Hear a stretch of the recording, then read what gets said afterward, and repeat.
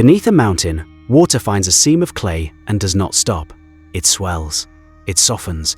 It turns solid rock into something closer to grease. This is the forensic anomaly of the 1963 Vajont Dam. The structure built to contain the water stood firm, while the mountain itself betrayed it. 260 million cubic meters of stone are already deciding silently to move. And when it goes, the dam will survive. Almost nothing else will. Monte Toc had a wound nobody could see. Deep beneath its surface, ancient rock had failed once before. Thousands of years earlier, along a curved plane geologists would later call a failure surface. It healed over time. It went quiet. It waited. Then the reservoir began to fill. Water pressed into limestone fractures the way it presses into any crevice. Patiently, without malice, without hurry. It found the old wound. And it did what water does to clay. It swelled it, layer by layer, thin seams no thicker than a hand, buried far below anyone's boots or instruments. Here's the thing about clay under pressure. It doesn't just get wet, it changes state. Friction, the force that had held that ancient failure surface locked in place for millennia, began to convert into something closer to lubrication. Not all at once, not dramatically. Just a little less grip every month as the water table inside the mountain climbed with the reservoir behind the dam. Nobody felt it. There was no tremor announcing itself, no explosion of noise. This was cellular-level erosion of rock's ability to hold itself together, happening on a geological clock that ran far slower than human patience. But pore water pressure is a strange kind of enemy. It doesn't attack the surface.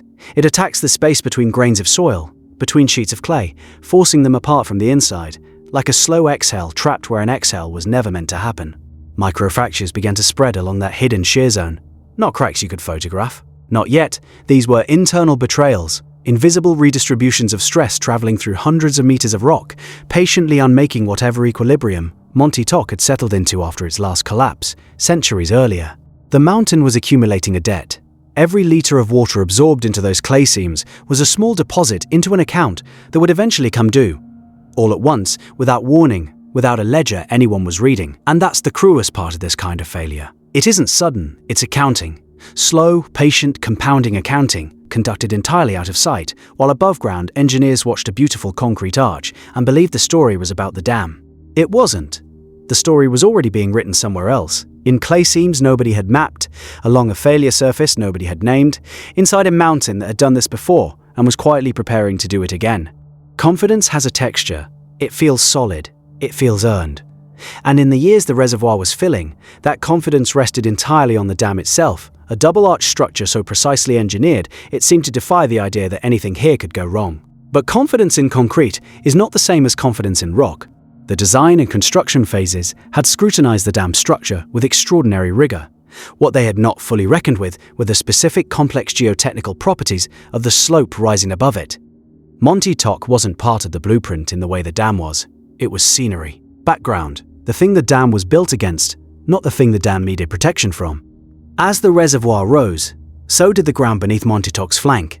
Instruments, placed to monitor exactly this kind of movement, began recording anomalous displacement in the bedrock. Small numbers, numbers you could argue about. Numbers a cautious engineer could read. Two different ways, and they were read the wrong way. Some geologists did raise warnings about potential instability along the slope, but warnings compete with momentum.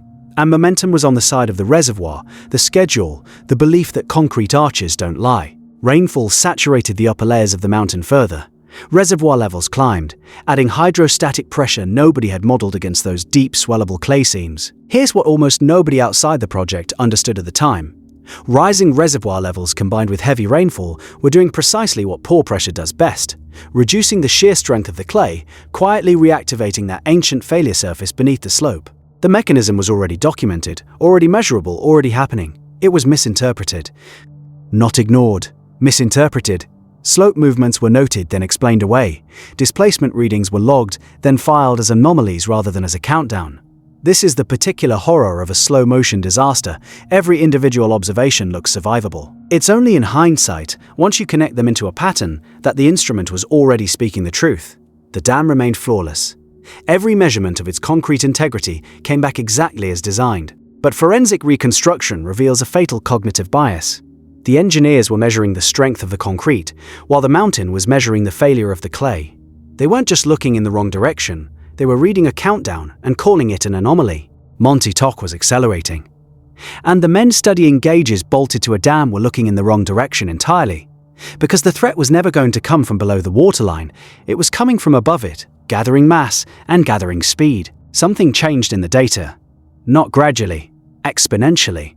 For months, the movement along Monte Toc's flank had crept forward in centimeters per month. Slow enough to dismiss. Slow enough to schedule around. Slow enough for a tired engineer to log the number and move on to the next gauge, without a second thought. But sometime before the end, that rate broke its own pattern. Centimeters per month became centimeters per week, then centimeters per day. An exponential increase in slope velocity is not a warning that whispers. It is one that should scream if anyone is positioned to hear it as a single continuous signal, rather than a string of disconnected daily readings filed into a drawer and forgotten by morning. Cracks began appearing on the surface of Monte Toc itself, visible now not just to instruments, but to human eyes. Visible from the dam, visible to anyone standing at the right vantage point and willing to look up instead of down. Local residents near the reservoir reported minor tremors, small ones, the kind you feel through the soles of your feet and then explain away by breakfast, blamed on trucks, on thunder, on nothing at all.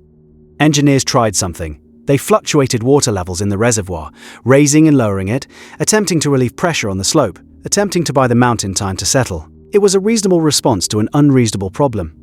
Like trying to stabilize a fracture by adjusting the weight resting on top of it, without knowing exactly where the fracture ran, or how deep it had already spread beneath the visible cracks. Geological models at the time predicted a large collapse, but, and this is the detail that should chill you, not an immediate one. The consensus was that Monte Toc would eventually fail. The disagreement was about when. Weeks, months, nobody modeled seconds. That miscalculation is not a footnote. It's the entire tragedy compressed into a single wrong assumption. Think about what it means for a slope's velocity to go exponential rather than linear.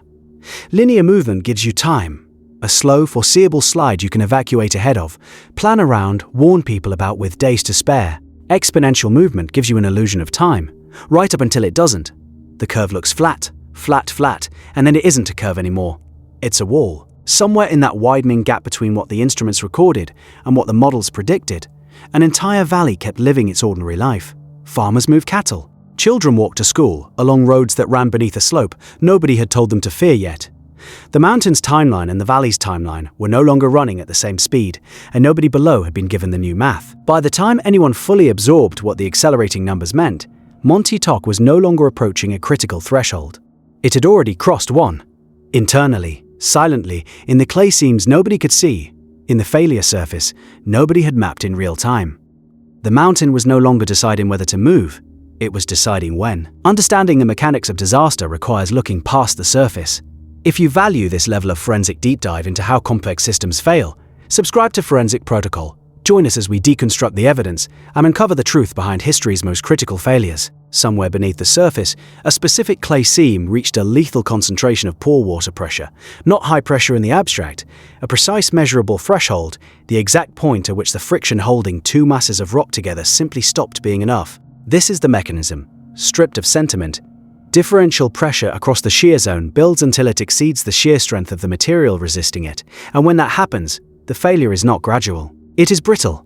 The rock does not bend into collapse, it snaps into it, releasing stored mechanical energy that had been accumulating for years in a single catastrophic instant. There was no long moan of settling stone, no slow crumble.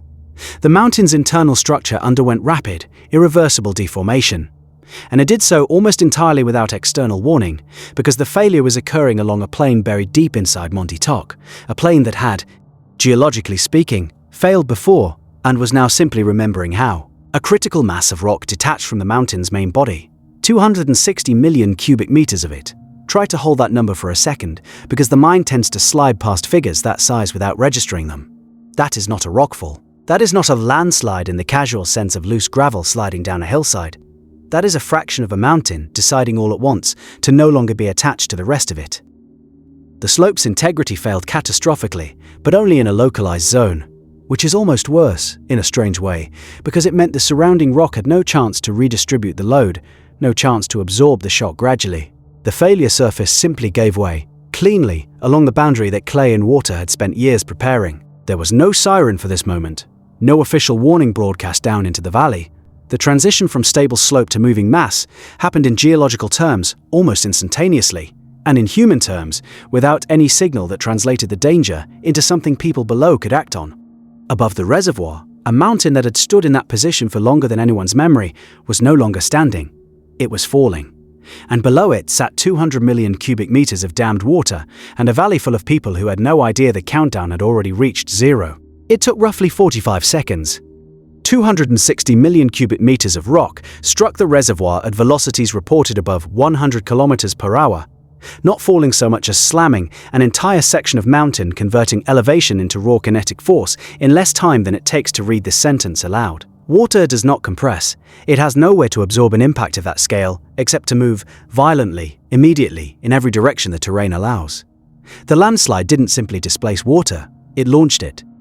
At least 50 million cubic meters of reservoir, forced upward and outward by a mass of rock arriving with the force of a falling mountain, because that is precisely what it was. The wave that resulted rose more than 200 meters above the crest of the dam. Sit with that number.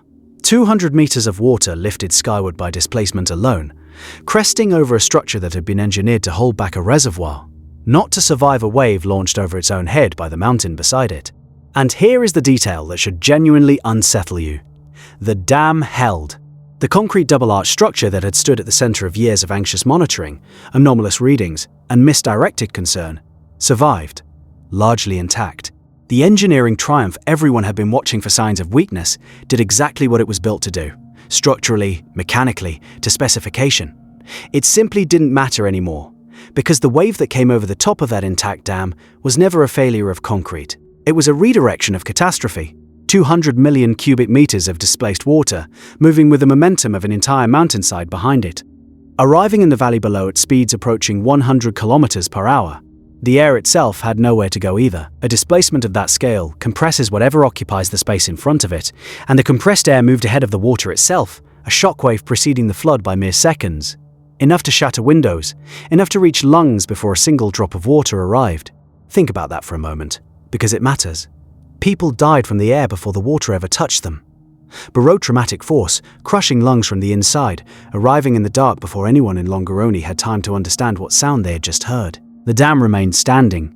The engineer's greatest achievement had not failed even once. And none of that mattered to a single person in the valley below, because the killing mechanism had never been the dam at all. Longarone did not have 2 minutes. The wave that came over the dam's crest didn't behave like floodwater. It behaved like a wall, a moving slurry of mud, shattered rock and debris torn loose from the reservoir's banks, carrying the density and weight of solid ground while moving with the speed of water launched by a mountain. It struck Longarone first, then Parago, then Rivalta, Villanova, and Fay. 5 communities that existed, structurally as they had for generations, with kitchens still warm, with lamps still lit with ordinary evenings unfolding exactly as they had the night before. And then did not. There is no gentler way to say what happened next. Buildings that had stood through decades of ordinary weather were reduced to rubble and scattered fragments in the time it takes to walk across a room. Foundations were stripped bare, roads disappeared, whole streets that had organized a community's life for generations were simply gone, replaced by a flat, alien plain of mud and stone that bore no resemblance to what had stood there hours earlier. The wave did not flood these villages. It erased them, the way a hand erases a line of chalk, completely and without particular effort. 1917 people were killed. Say that number slowly, because it deserves the weight. 1,917 individual lives, each with a name, a routine, a reason to have been indoors or outdoors or asleep on an ordinary night that gave no indication of what was arriving. 400 of them were never found at all, not recovered, not identified, not returned to anyone who loved them. The debris that swallowed them never gave them back. Think about what that means forensically. A disaster violent enough, fast enough, total enough that 400 human beings simply ceased to have a recoverable location. Not buried in a way that could be excavated, gone in the truest and most clinical sense that word can carry.